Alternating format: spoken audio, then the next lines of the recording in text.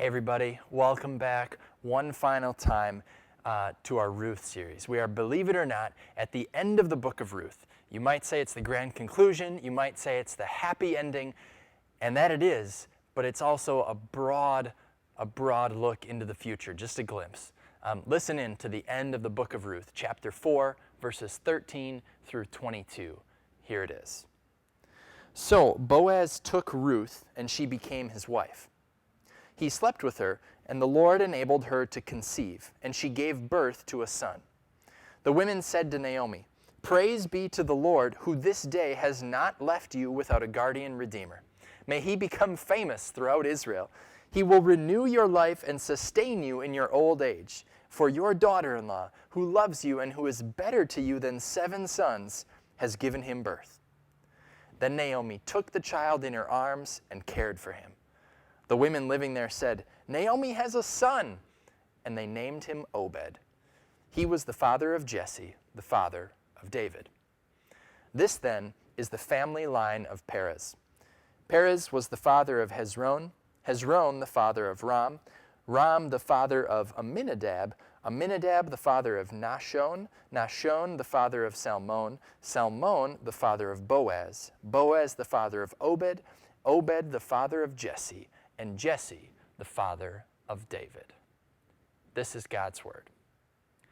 Now here's the deal. Throughout this entire book of Ruth, the story of Naomi, God's been hiding. God knew how the story would end. He knew the details of the story and the why for all it happened, and he knew all the plot twists and turns, but he's been hidden pretty much the entire time.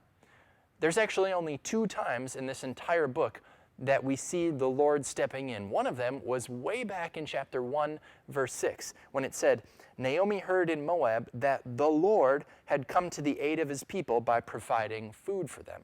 And so she journeyed back to Israel because the famine was over and there was food again. And the only other time we hear the Lord acting, or we see him acting in this whole book, is in verse 13. When it said, the Lord enabled Ruth to conceive. And remember, if you remember all the way back, this was after 10 years of marriage and she wasn't able to have children, but now the Lord enabled her to conceive.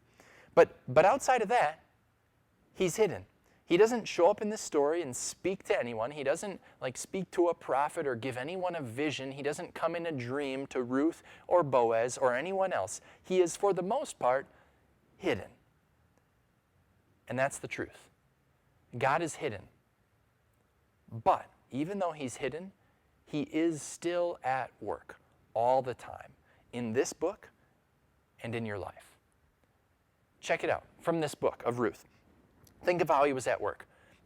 All the way back to the beginning. Naomi and Elimelech, they flee to Moab. Then Elimelech dies, and their sons die. But they don't die before Mahlon marries a Moabite woman, which was not something that an Israelite man would usually do. But he doesn't die until he marries Ruth. Now, who do you think worked out that little detail? That it happened to be Ruth that Mahlon married? I wonder. Or take this. Naomi, she should have returned home to Israel all by herself. But she didn't. Ruth should have stayed back in Moab. That would have been the much smarter thing to do. But Ruth decided to give one of the most amazing proclamations of friendship and love, not only in the Bible, but in all literature of all time, when she said, "Where you go, I will go. Where you stay, I will stay. Your God will be my God. Where you die, I will die." Who do you think moved Ruth to make such a wonderful statement, to show such love? I wonder. Or take this, back in Bethlehem, Naomi and Ruth, they are poor and impoverished with no one to take care of them. So Ruth, she goes to work and she goes and does the only job she can do, she gleans. And she just ends up in the field of Boaz. What a coinkydink. I wonder how that happened. I wonder the good fortune. Or this. She ends up in the field of Boaz. She proposes marriage to him. He accepts. But wait. There's another guy who is legally in line first because of an Old Testament law. Your hopes are dashed. But all of a sudden, Mr. So-and-so, he in his selfish way, he steps back and he refuses. So Ruth can marry Boaz. And they get married. And they have a son, the legal heir to Elimelech. Who do you think worked out all those legal details? Yeah, God was hiding. It wasn't clear what he was doing in all those moments. And put yourself in Naomi's shoes or Ruth's sandals. Would you have known what God was doing? No, he was hiding. But he was clearly at work. And he's at work right now, too, in your life, even though you might not be able to see him. You've got examples in your life where you can look back and see, oh, that's what God was doing. I know you've got examples. Here's one of mine. I was a senior in college. My sister was a freshman in college. We went to the same school. And she came up to me one day after chapel and she said, oh, Nathan, hey, one guy, he backed out of being on our intramural volleyball co-ed team. You want to be on our team? And I was like, sure, I love playing volleyball. That'll be great. So there I am, a senior boy, playing on a co-ed volleyball team with all freshmen. I only knew my sister. 4 girls, 2 other boys. Guess who happened to be on the team? A girl named Becky Engelbrecht. Today, she's my wife. We have 2 kids, with a 3rd on the way. I don't think I would have become friends with her if not for that guy bowing out of the team and my sister, before they could ask anyone else, coming and asking me, a total outsider. Did I know it at the time? Nope. I just thought my sister was asking me to be on her team.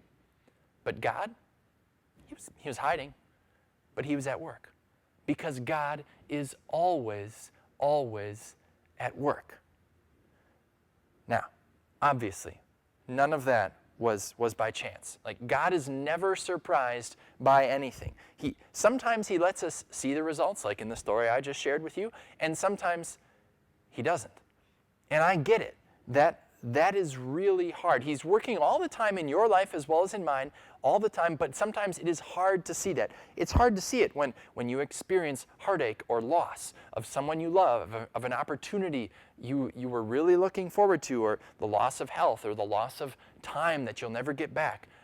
It's hard to see God working, or you experience division because of different points of view, and now you don't even think you can talk to your family member about that particular topic. Maybe, it's the week after the election. Maybe it's about the election or the government. You can't talk to your family, let alone your friends or your coworkers or your neighbors, because it's a point of division. How can God be working in this? Or you experience a plot twist, like, I don't know, a pandemic. And you think, what in the world? You look around at the state of the world, things happening, and think, how can God be at work here? He's hidden. And it's easy for us to forget, especially when God is hiding himself, which he is a lot of the time. It's easy for us to forget that even in those times, he is at work, always. But the book of Ruth is proof that God is always at work.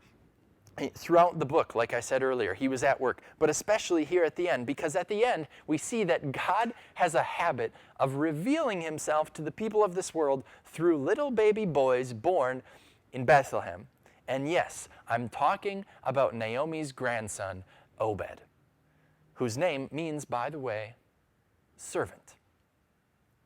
When he was born, the Lord sent, you might say, a choir of women to sing to Naomi.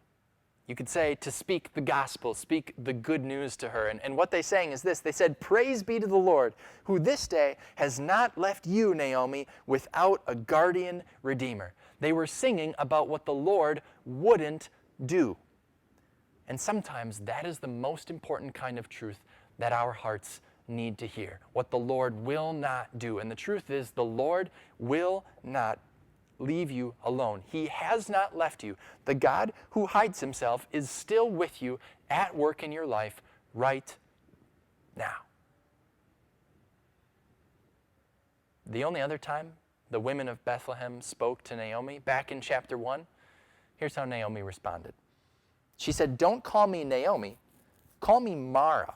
The Lord Almighty has made my life bitter.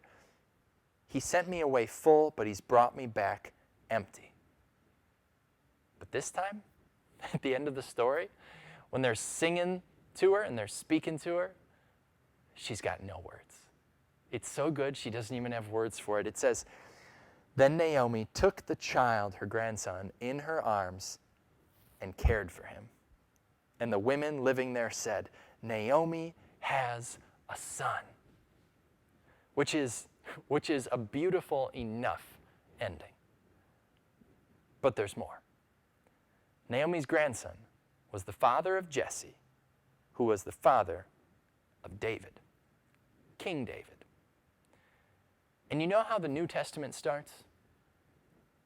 It starts like this. It says, "This is the genealogy of Jesus, the Messiah, the son of David." And then you know the very next sentence, it says this.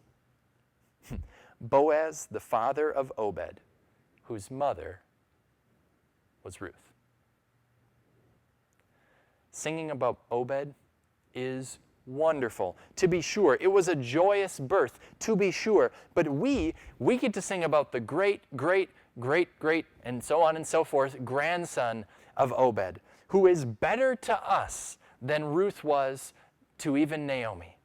The one who is more faithful and more committed and more true than Ruth was to Naomi. The one who is more strong and at the same time more gentle than Boaz was to Ruth. The one who would serve not just Naomi, but the one who said, "I have come not to be served, but to serve."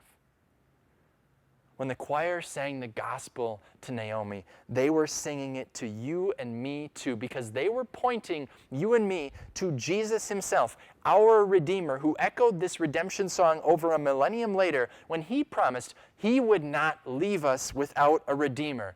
He wouldn't leave us without himself. And he said, "Surely I will be with you always." So, don't feel insecure. The author of your story holds you close. Don't be bitter.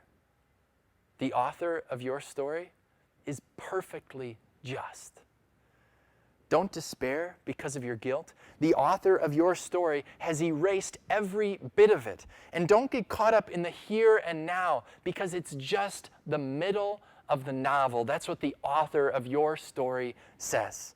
And though you might not understand, and we don't understand the sentence that he is writing right now, the author of your story is the hidden God who is still constantly at work in your life. And he has written your entire story. He knows it all. He knows the end. And the end goes like this. What's been wrong is righted.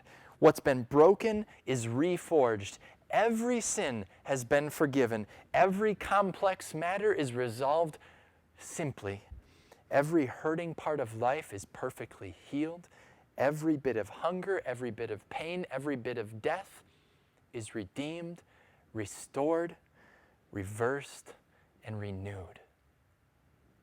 The broken are healed, the destitute are enriched, the dead are given life. That's your story. In fact, that's the story of Naomi, of Ruth, of Boaz, of Obed, of Jesus, and of you. Redeemed.